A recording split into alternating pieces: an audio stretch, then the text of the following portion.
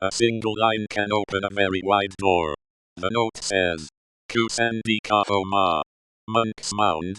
A man is alleged to have lit the fuel simply by mantra and the bija of fire, ram, without light or match.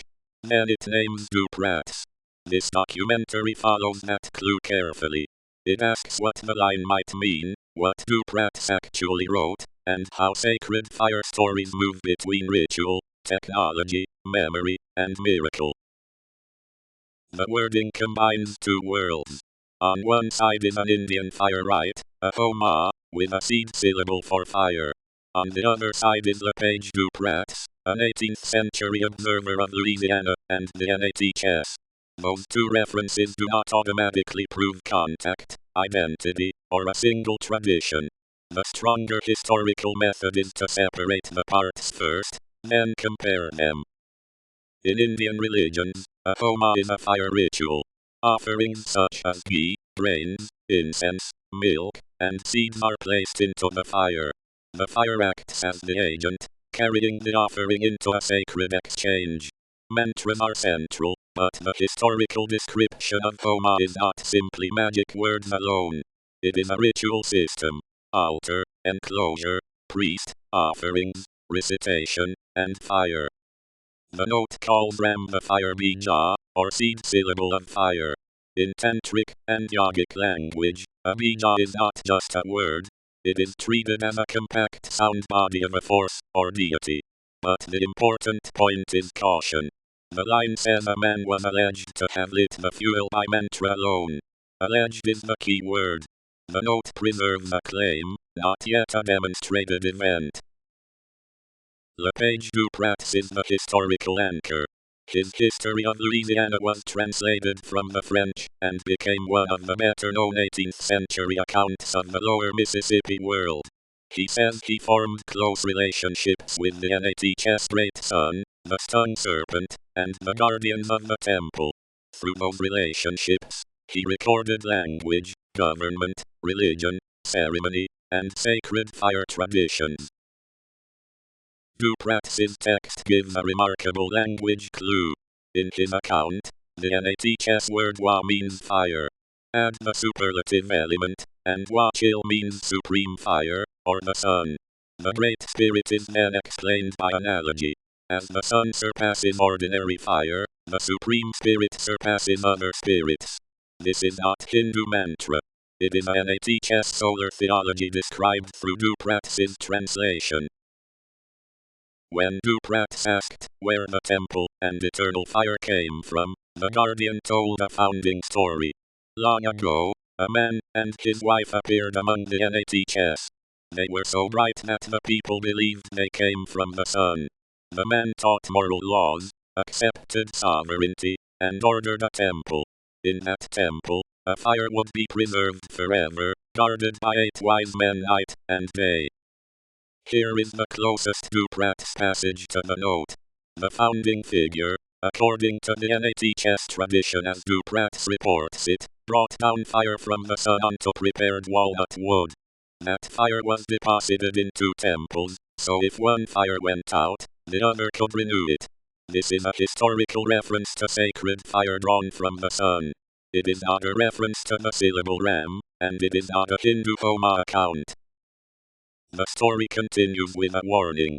One guardian let the eternal fire go out, then secretly replaced it with ordinary, profane fire.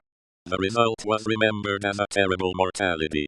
When Du Pratz asked what counted as proper renewal, he was told that fire from another temple could be taken, and if lightning set a tree on fire, that fire might be used. But the fire of the sun was always preferred.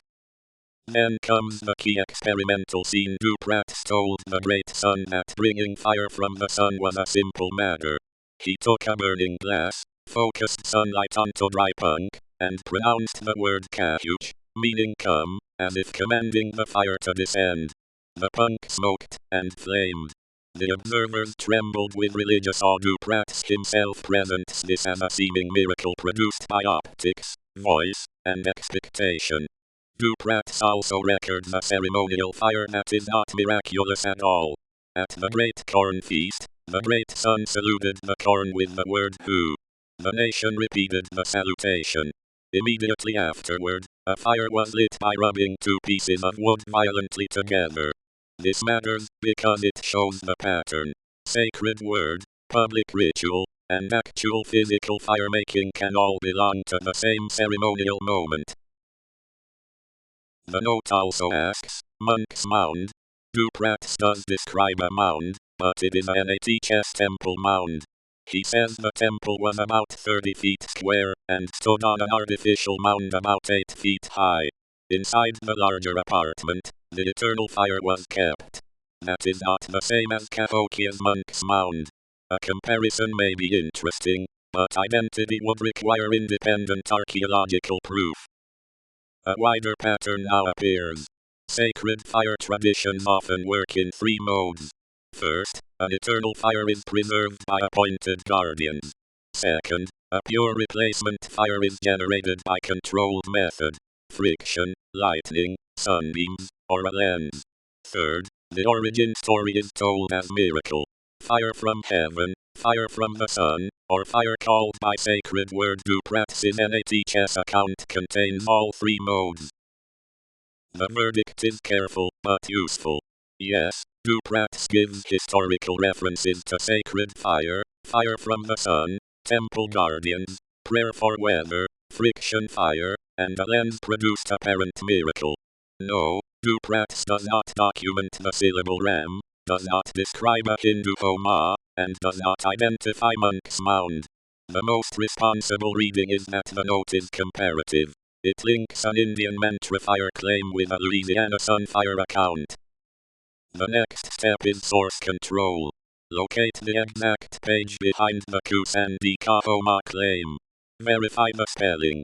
It may be a rare transliteration, a regional ritual term, or an OCR-altered word. Then check the context in the Serpent Power, or the source behind that spreadsheet entry. Finally, keep the NHS stream, the Cahokia question, and the Indian Homa stream separate until a document, object, or demonstrable historical bridge joins them. The flame in this note is more than a flame. It is evidence, symbol, and problem. Pratz opens a real historical doorway into sacred fire among the NHS. Sun, temple, guardians, mound, ritual speech, friction, lightning, and burning glass.